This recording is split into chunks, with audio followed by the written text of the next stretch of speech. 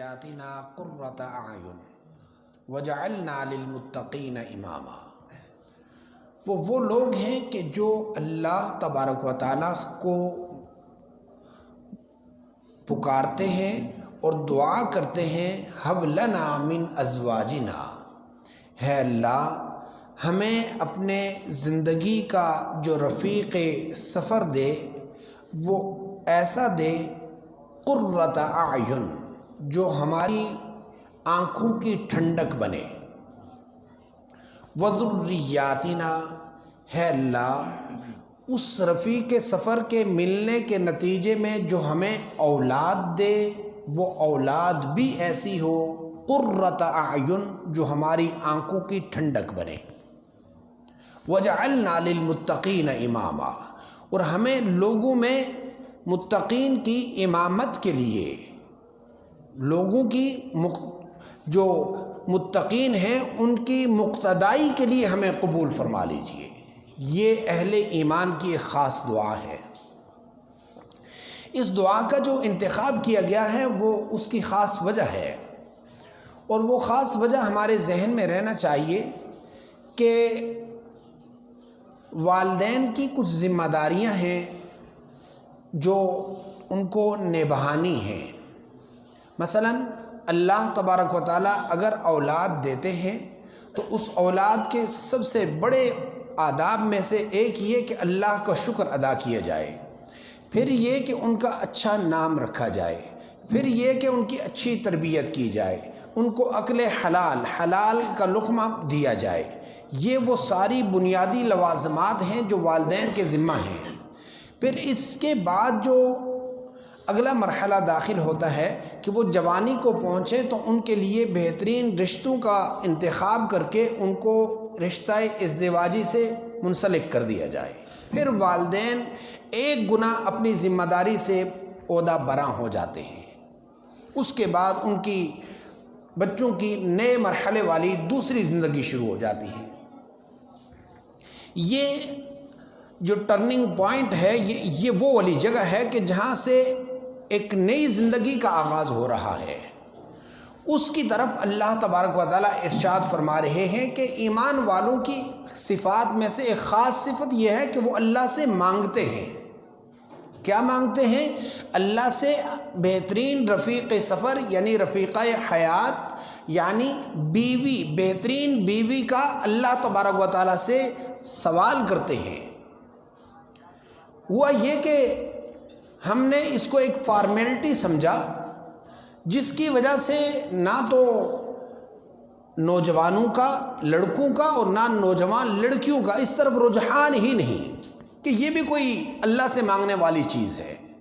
حالانکہ ایک ٹھیلا، ایک ریڑی بان، ایک چھوٹا سا کاروبار شروع کرنے والا آدمی، اس سے پوچھ لیا جائے میاں کیا کیا اس سے پہلے، کیا ورک کیا ہے، یا ایک دم سے ہی بس اٹھایا سامان اور آپ نے ریڑی لگا دی، کہا نہیں، اس کے لیے میں نے مہینوں سوچا ہے، اس کے لیے میں نے بہت سارے تجربہ کار لوگوں سے پوچھا ہے کہ مجھے دکان لگانی چاہیے یا ریڑی لگانی چاہیے، مجھے یہ کاروبار کرنا چاہیے یا یہ کرنا چاہیے۔ میں نے بڑے تجربہ کار لوگوں سے پوچھا ہے اور اس کے بعد میں نے اس سفر میں قدم رکھا ہے۔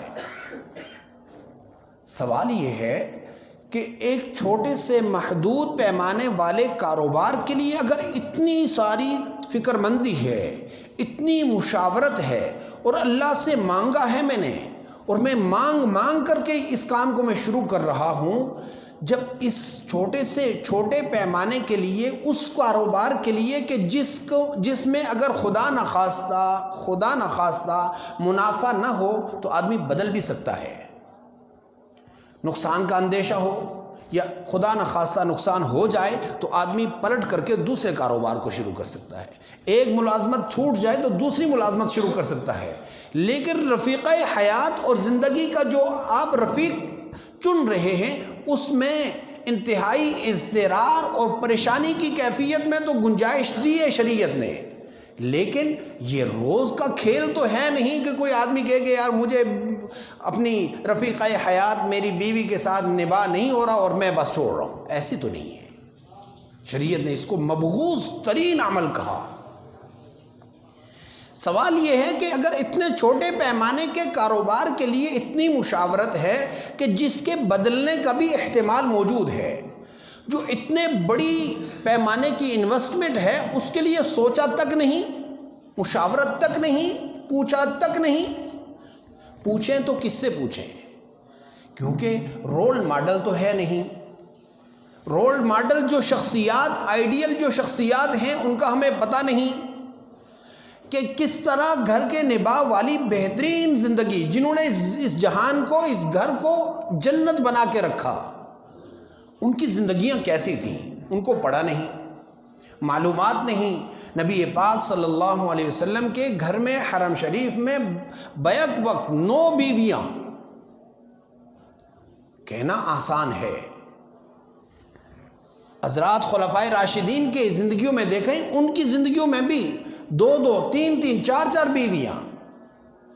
ہم ایک کے ساتھ نباہ جو مشکل ہو رہی ہے، وجہ یہ ہے کہ کوئی سوچ اور فکر نہیں ہے کہ ہم نے کس لمٹ تک جانا ہے، ان کے حقوق کیا ہیں، ہمارے کیا ہیں، اور کسی کو اپنے آئیڈیل حضرات کی پہچان نہیں، جس کی وجہ سے آج ہمیں پتہ نہیں کہ یہ بھی ہو سکتا ہے۔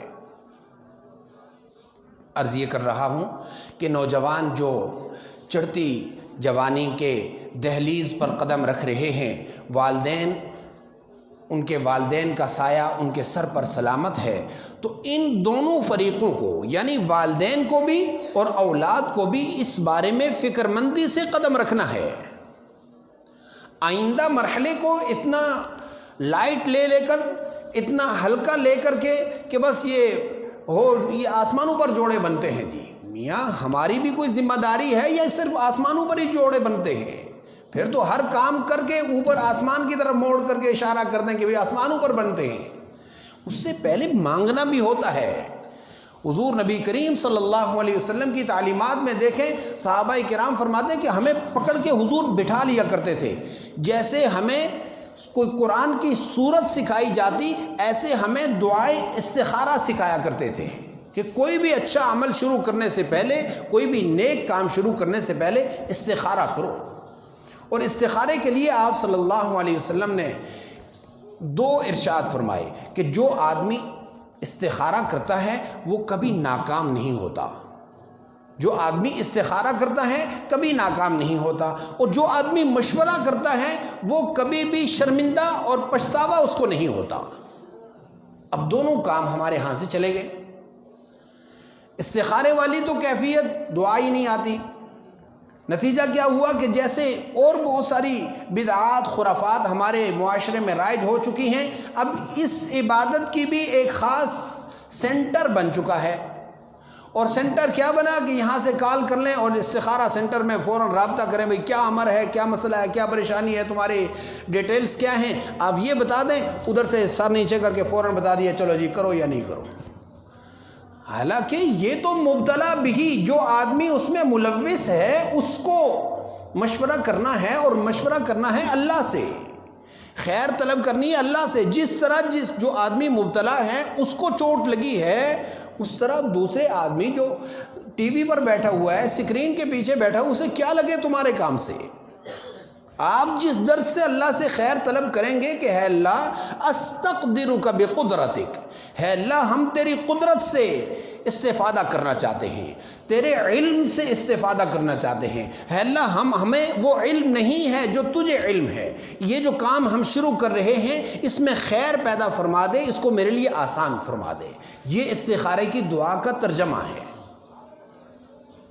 عرض یہ کر رہا ہوں کہ یہ دعا کرنا اور یہ مانگنا، پہلی بات تو یہ زبانی آنی چاہیے، نہیں کوئی بات نہیں، بہت ساری دعائیں ہمیں اور بھی نہیں آتی، اس کو صفحے میں پرنٹ نکلوا کر کے، کاپی میں، کتاب میں سامنے رکھ کر، سامنے آپ سرہانے پر رکھ کر، آپ اس کو سامنے تلاوت کر کے سر کے ساتھ رکھ کے آپ آرام فرمائیں، اتنا ہی کر لیں۔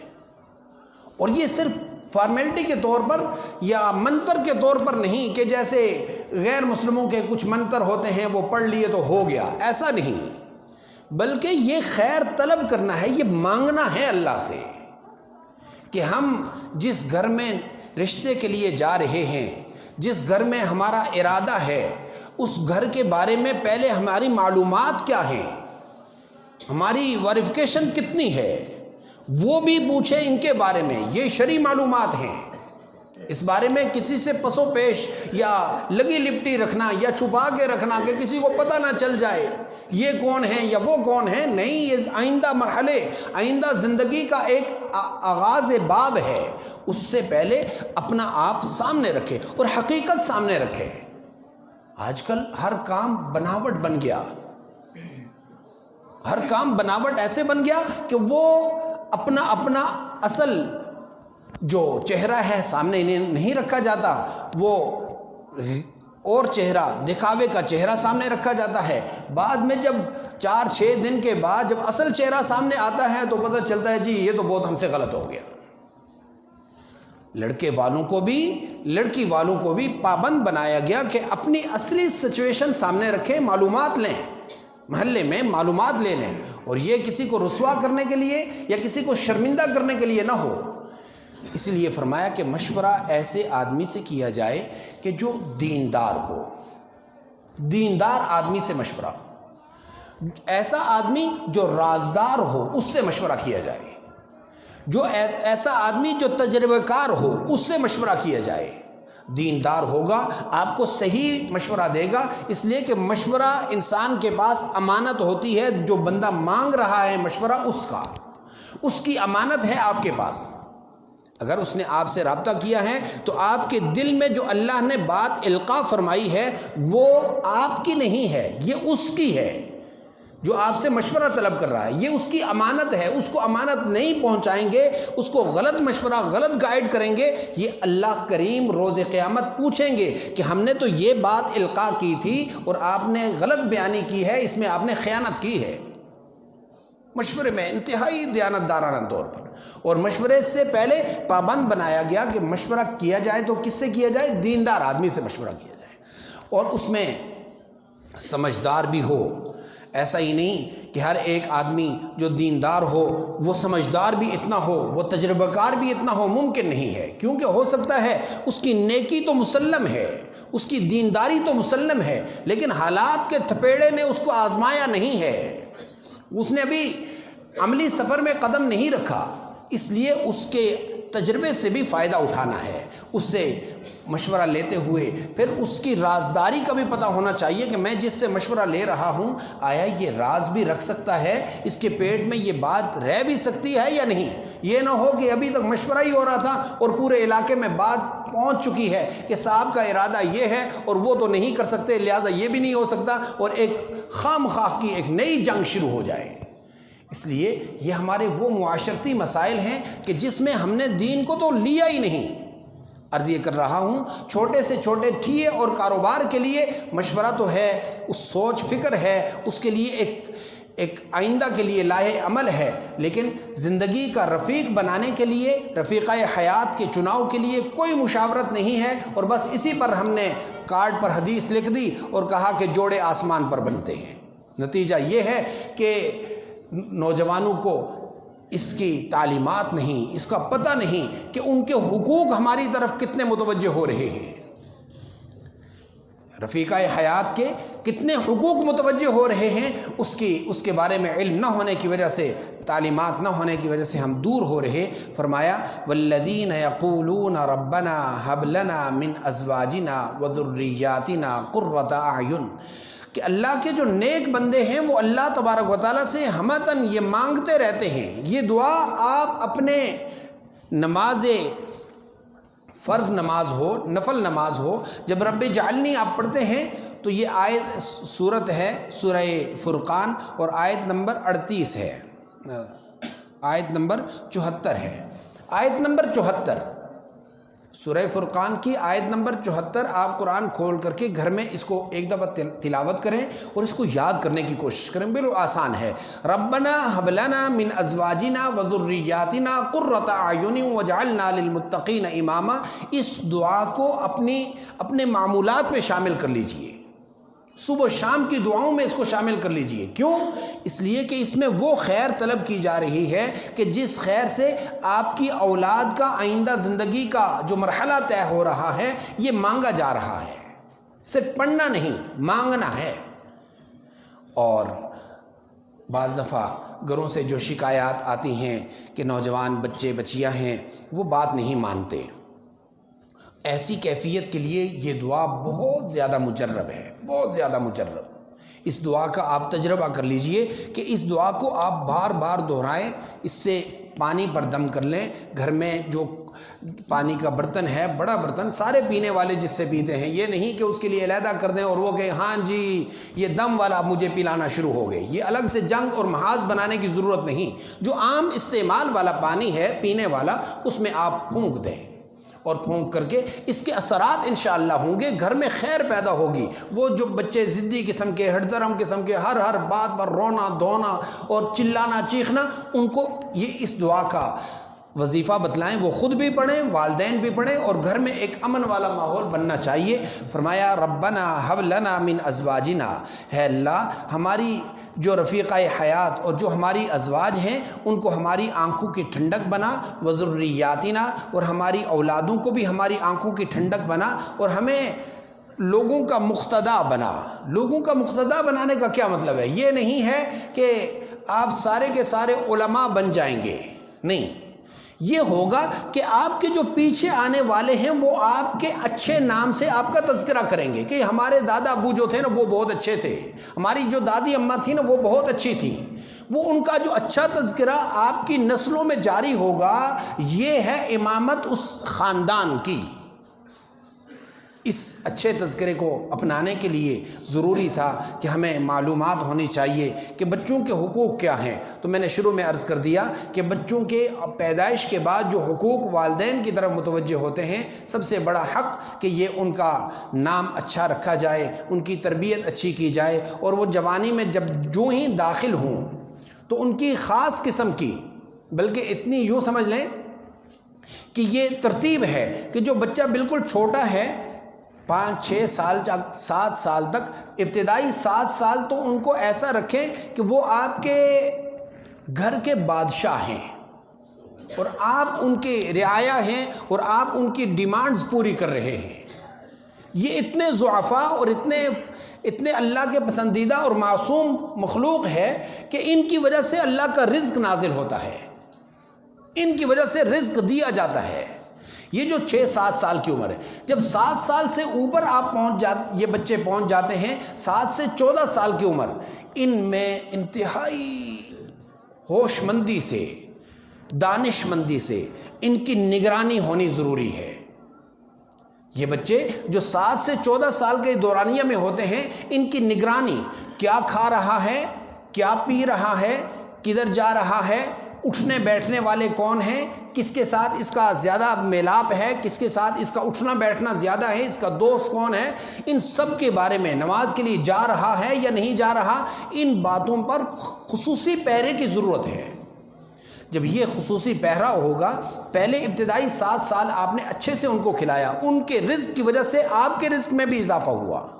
دوسرے 7 سال آپ نے ان کی نگرانی میں گزارے، اور جو تیسرے 7 سال ہیں یعنی 14 سے لے کر 21 سال کا دورانیہ، اس 7 سالوں میں آپ نے اپنے بچوں کو ایسا رکھا کہ ان کو مشیر بنایا، وہ آپ کے کمی بیشی کو جاننے والے ہوں، وہ معلوم ہو اس کو کہ ہمارے گھر کا بجٹ کیا ہے، ہماری معیشت کے اسباب کیا ہیں، ہمارے خرچ کیا ہیں، ہماری آمدن کیا ہے. یہ اس سے پوچھ کر فلانی جگہ پر شادی ہے، اس میں ہمیں کس طریقے سے شرکت کرنی چاہیے، فلان جگہ پر منگنی ہے، وہاں کس طرح شرکت کرنی چاہیے، ہم فوتگی پہ جا رہے ہیں، وہاں پر آپ کو جانا چاہیے، مجھے جانا چاہیے، دونوں چلتے ہیں، دعا کے لیے، تعزیت کے لیے، بیماری کے لیے، کسی کی بیمار پرسی کے لیے. یہ سارے اس کو سکھانے ہیں، مشیر بنا کر کے چلائیں. جب 21 سال تک ہو جائے، اب یہ اس مرحلے میں داخل ہو چکا ہے کہ یہ ایک بہترین سلجھا ہوا شہری آپ عوام کو دے رہے ہیں، آپ ملک پاکستان کو دے رہے ہیں. اور اگر ان تینوں مراحل میں کوتاہی رہی تو پھر میرے خیال اس دعا کا تو ساتھ لے لیا جائے، اور اس دعا کو تو ضرور پڑھتے ہی رہنا چاہیے کہ ہم تو یہ کام گنوا چکے ہیں، اے اللہ اب تیری ہی مرضی ہے، تو ہی اس کو ہماری آنکھوں کی ٹھنڈک بنا دے۔ اس سے پہلے یہ ذمہ داریاں ہیں، اور آخر میں اپنے جب ان کی شادیوں کے دن تیار ہوں تو اس سے پہلے مشاورت ضروری، اور مشاورت سے پہلے دعائے خیر مانگنا ضروری۔ اللہ سے مانگتے رہنا چاہیے کہ اے اللہ جس گھر میں جا رہے ہیں، اے اللہ اس کی عزت رکھ، اے اللہ اس میں کف، شریعت نے کف کا درجہ رکھا ہے۔ کف کس کو کہتے ہیں؟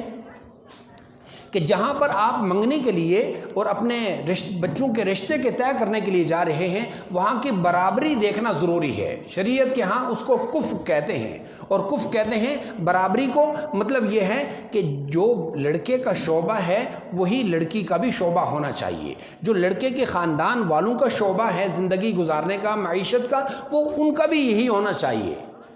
اور جو سوچ اور فکر، جو مالداری کو بھی برابر رکھا جائے۔ یہ نہیں کہ ایک طرف تو بہت زیادہ امارت ہے اور دوسری طرف غربت ہی غربت ہے، ایک طرف غربت ہی غربت، دوسری طرف بہت زیادہ مالداری۔ نتیجہ یہ ہوتا ہے کہ یہ مزاج آپس میں میل نہیں کھاتے، بعد میں جا کر خرابی کا باعث بنتے ہیں۔ شریعت نے کف کی تعلیم دی ہے کہ آپ کے خاندانوں میں بھی، آپ کے ذریعہ معاش جو اختیار کرتے ہیں اس میں بھی، آپ کے حسب و نسب میں بھی، آپ کی مالداری میں بھی برابری کو دیکھ کر کے اگر اللہ سے مانگیں گے تو انشاءاللہ آئندہ زندگی وہ بنے گی جس کو زندگی سکون والی زندگی کہتے ہیں، گھر مسکن بن جائے گا۔ اور اگر یہ نہیں ہے تو جیسے اور زیادہ معاملات میں ہم الجھے ہوئے ہیں، ایک نئی جنگ، نیا محاذ تیار ہو جاتا ہے۔ دعا فرمائیں کہ اللہ تبارک و تعالیٰ جو ان مراحل سے گزر چکے ہیں ان کو بھی زندگیوں کی خوشیاں نصیب فرمائے، اور جو ان مراحل میں داخل ہو رہے ہیں ان کے لیے آسانیاں پیدا فرمائے۔